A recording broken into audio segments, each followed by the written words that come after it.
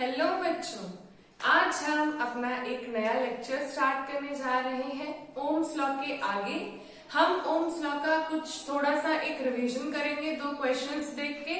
अगर आपने वो वीडियो ना देखी हो तो एक बार आप उसको जरूर देख लें, तभी हम आप इस क्वेश्चन को समझ पाएंगे। फिर इसके आगे हम इसी चैप्टर को कंटिन्यू करेंगे, ठीक है। सबसे पहली बात हम याद करते हैं ओम्स लॉ क्या कहता था।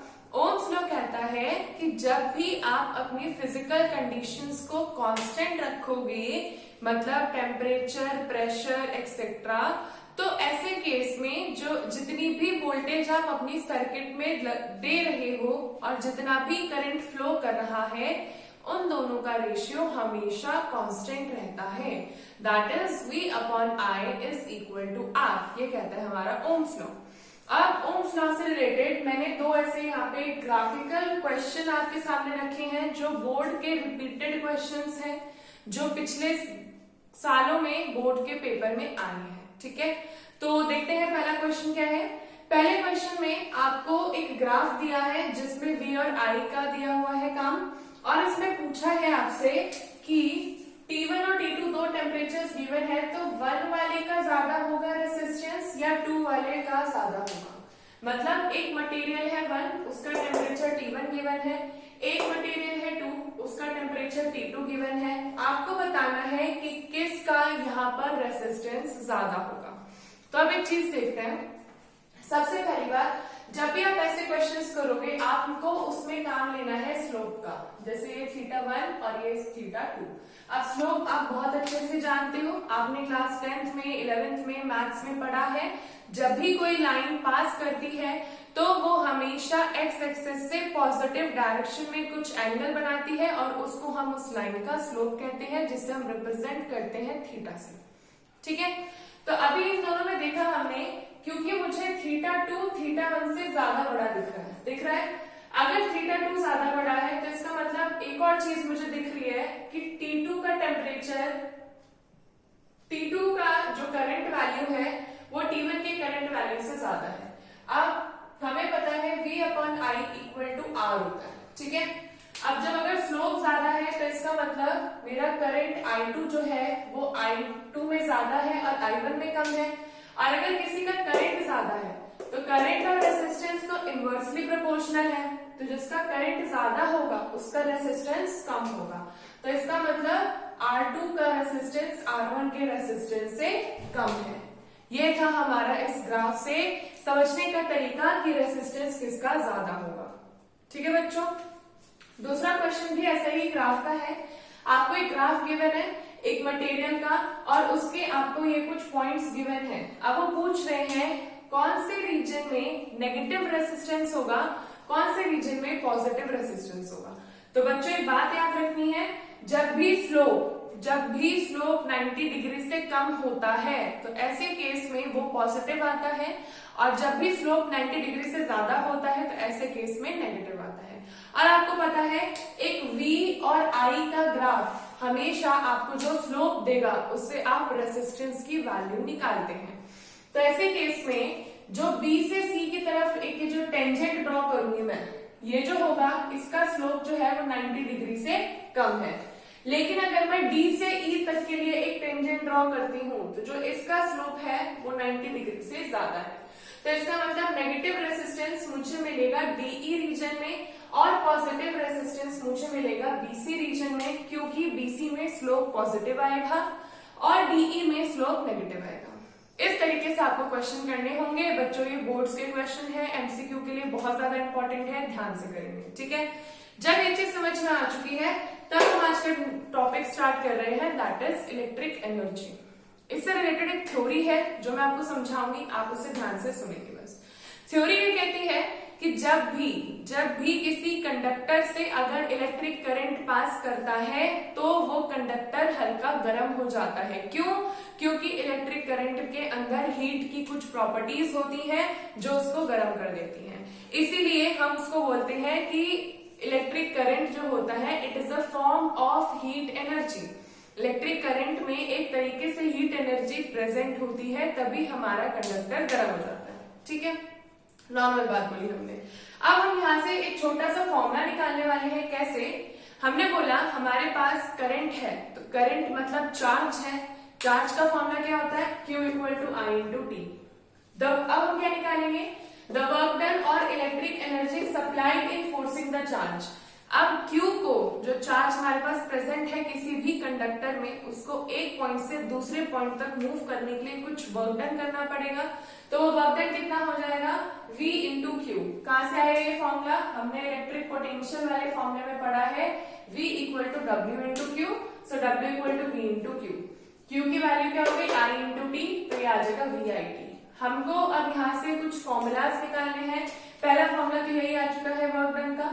इसको हम सब्स्टिट्यूशन लगा लगा के नया फॉर्मूला निकालेंगे। जैसे कि हमें पता है V equal to I into R होता है, ओम्स लॉ। यहाँ से हमने V की जगह रख दिया I into R into I T, वो आ गया I स्क्वायर आर टी। एक फॉर्मूला ये आ गया। एक फॉर्मूला होता है I equal to V upon R, ये भी ओम्स लॉ है। यहाँ से हमने V को सेम रखा, I की जगह रख दिया V अपॉन आर, बन गया V square T upon R. हमारे पास वर्क डन का फॉर्मूला आ गया ये 3। तो वर्क डन और इलेक्ट्रिक एनर्जी कैसे है बराबर? आपको पता है वर्क डन और एनर्जी बराबर होते हैं। जितना आप काम करते हो आपको उतनी ही एनर्जी चाहिए होती है। तो यहाँ पे क्योंकि हम इलेक्ट्रिक एनर्जी की बात कर रहे हैं, इलेक्ट्रिक एनर्जी का मतलब है जब भी कहीं किसी कंडक्टर से इलेक्ट्रिक करंट पास करता है, उसके पास कुछ एनर्जी होती है जिसकी वजह से वो उस कंडक्टर को हीट अप कर देता है, और वही एनर्जी उसके वर्क डन के रूप में उस कंडक्टर के अंदर होती है, जिसके लिए हमने ये फॉर्मूला निकाल दिया। ठीक है। अब इसके बाद एक छोटी सी एक चीज आ जाती है हीट से related. If energy dissipation of W joule produced H calorie, मतलब अब हम बात कर रहे हैं कि कितनी हीट प्रोड्यूस हुई होगी कैलोरी में। तो हम क्या निकाल रहे हैं? हम एक लॉ यूज कर रहे हैं जिसका नाम होता है जूल्स लॉ। इसका फॉर्मूला होता है कि अगर आपको हीट निकालनी है कितनी प्रोड्यूस हुई है आपके कंडक्टर में, तो आप उस वर्क डन को कैलोरी से डिवाइड कर दो, सॉरी जूल से डिवाइड कर दो। आपको जो मिलेगा आंसर वो कैलोरीज में मिलेगा, वो हीट प्रोड्यूस्ड हुई होगी उस कंडक्टर में। हमने क्या बोला? अगर किसी कंडक्टर से इलेक्ट्रिक करंट पास कर रहा है तो उसने अगर उस कंडक्टर को हीट कर दिया, मतलब उसने कुछ ना कुछ काम किया उसको गर्म करने में। तो अब उस जो गर्म किया है वो कितना हद तक गर्म हुआ, कितनी हीट कंटेंट्स उस कंडक्टर में है, उसका फॉर्मूला निकलता है H equal to W upon J। ठीक है। इस पूरे लॉ को हम जूल्स लॉ बोलते हैं। एक नंबर के क्वेश्चन में पूछा जा सकता है। तो ये है joules law W upon J, जिसमें हम इसको 4.18 से डिवाइड कर देते हैं तो हमें आंसर कैलोरीज में मिल जाता है। ठीक है बच्चों? ठीक है, ये चीज तो समझ में आ गई। वर्क डन को आप 4.18 से डिवाइड कर दो, आपको हीट मिल जाएगी कैलोरीज में। अब हम बात करें पावर की। पावर क्या होती है? Power is defined as the rate of doing work. आपके अंदर कितनी पावर है ये हम कैसे बता सकते हैं? तो हम ये बता सकते हैं कि आप कितना काम कर सकते हो कितने कम टाइम में। आप ज्यादा काम कर सकते हो कम टाइम में, इसका मतलब आप पावरफुल हो। आप कम काम कर सकते हो ज्यादा टाइम में, इसका मतलब आप पावरफुल नहीं हो। तो ऐसे ही यहाँ पर इलेक्ट्रिक पावर का मतलब है power equal to work done upon time taken.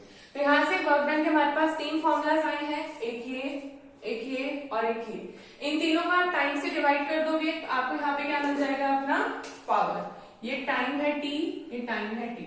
हाँ बच्चों, अब हम समझते हैं कि टेम्परेचर डिपेंडेंस ऑफ रेसिस्टिविटी का क्या मतलब होगा।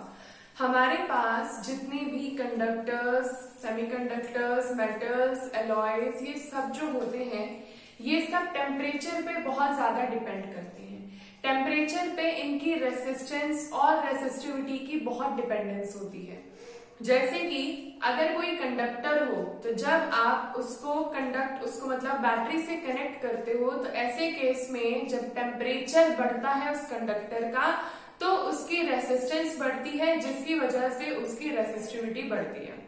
अब इसी चीज को समझने के लिए एक फॉर्मूला है बहुत अच्छा सा, उसको समझेंगे।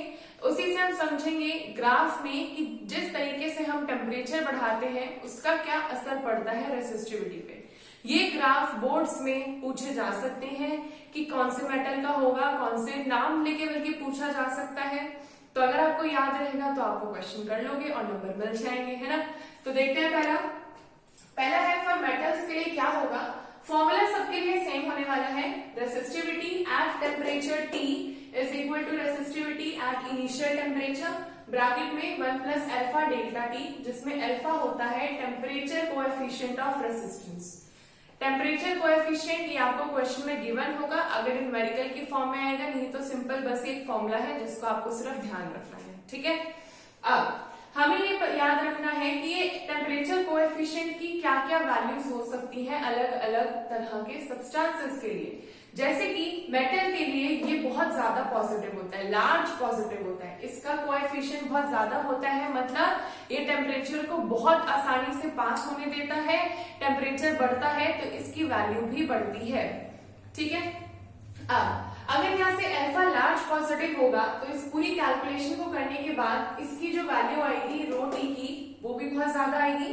ये रेसिस्टिविटी एट टेम्परेचर टी ये भी बहुत ज्यादा आएगा अगर हमारा अल्फा ज्यादा होगा। तो इसका मतलब ऐसे केस में टेम्परेचर और रेसिस्टिविटी का जो ग्राफ बनेगा वो एक इंक्रीजिंग ऑर्डर में बनेगा। ठीक है बच्चों, तो इसका मतलब मेटल का केस ये कहता है कि जैसे जैसे आप टेम्परेचर बढ़ाते हो एक कंडक्टर से, एक मेटल से, वैसे वैसे उसकी रेसिस्टिविटी भी बढ़ती जाती है। रेसिस्टिविटी मतलब R equal to rho into L upon A, जो फॉर्मूला था वहां पे वो जो रो था वो है रेसिस्टिविटी। रेसिस्टिविटी का मतलब जो रेसिस्टिविटी डायरेक्टली प्रोपोर्शनल हो जाएगी। देखो फॉर्मूला क्या होगा, R equal to rho into L upon A, और यहाँ से रो का फॉर्मूला आ जाएगा R into A upon L. मतलब अगर रेसिस्टिविटी बढ़ेगी तो रेसिस्टेंस बढ़ेगी, उस कंडक्टर की रेसिस्टेंस बढ़ेगी, धीरे धीरे धीरे वो करंट को रोकना स्टार्ट कर देगा। वो कंडक्टर ही रहेगा, ऐसा नहीं होगा कि करंट को रोकेगा तो इंसुलेटर बन जाएगा, नहीं, बट उसकी प्रॉपर्टीज बढ़ने लग जाएंगी जैसे जैसे टेम्परेचर बढ़ जाएगा। या फिर अगर आप उस कंडक्टर का एरिया बढ़ा दोगे तो भी उसकी रेसिस्टिविटी बढ़ जाएगी, मतलब जब आपने टेम्परेचर बढ़ाया तो रेसिस्टिविटी बढ़ गई। समझ आ गया? ठीक है, और अगर आप सपोज उस कंडक्टर की लेंथ कम कर दोगे तो उसकी रेसिस्टिविटी भी कम हो जाएगी। इसका मतलब जब कम टेम्परेचर होता है तो रेसिस्टिविटी घटती है। ठीक है, ये काम था मेटल के लिए। ये फॉर्मूला सिर्फ मैंने आपको याद दिलाने के लिए बताया कि ये रो कहां से आया है।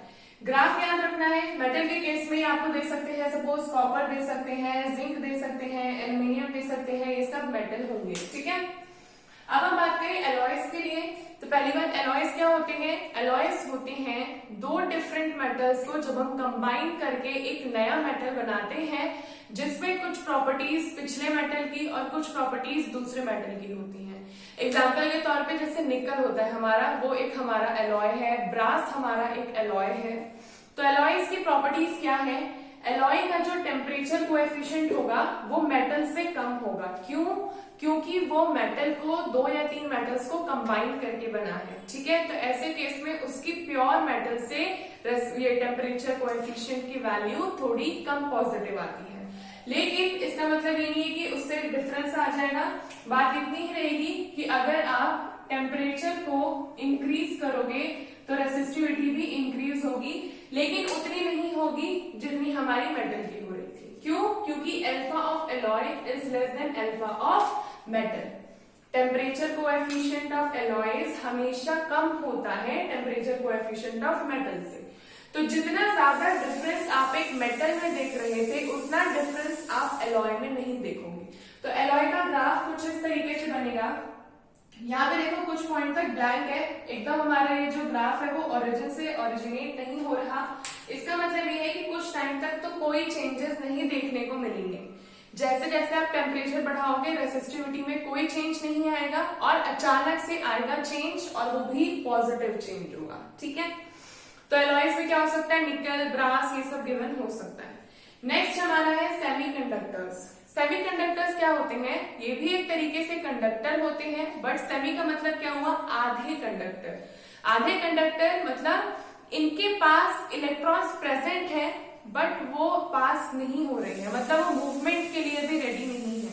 हमें पता है कंडक्टर कंडक्टर क्यों कहलाता है? जब उसके पास फ्री इलेक्ट्रॉन्स होते हैं जो मूवमेंट क्रिएट करते हैं। सेमीकंडक्टर्स के पास इलेक्ट्रॉन्स अपनी ही बॉन्ड में जुड़े होते हैं, फ्री नहीं होते।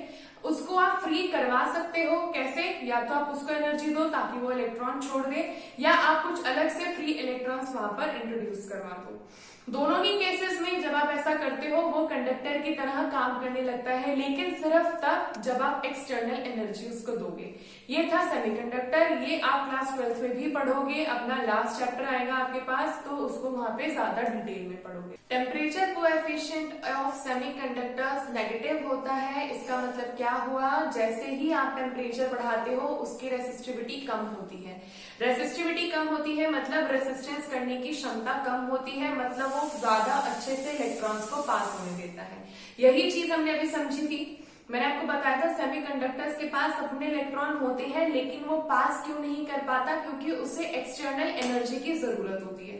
लेकिन अगर आप इसमें ही टेम्परेचर बढ़ा दोगे, आप किसी सेमीकंडक्टर को टेम्परेचर बढ़ा दोगे मतलब आप उसे एक एक्सटर्नल एनर्जी दे रहे हो, और अगर आप एक्सटर्नल एनर्जी दे रहे हो मतलब उसके जो इलेक्ट्रॉन्स बॉन्डेड थे अब वो धीरे धीरे छूट के फ्री इलेक्ट्रॉन्स बनने वाले हैं, और ऐसे केस में जब वो फ्री इलेक्ट्रॉन्स बन जाएंगे तो इसका मतलब वो कंडक्टर की तरह काम करने लग जाएंगे। अब अगर कोई सब्सटेंस कंडक्टर की तरह काम कर रहा है तो क्या उसके पास रेसिस्टेंस होगी? नहीं।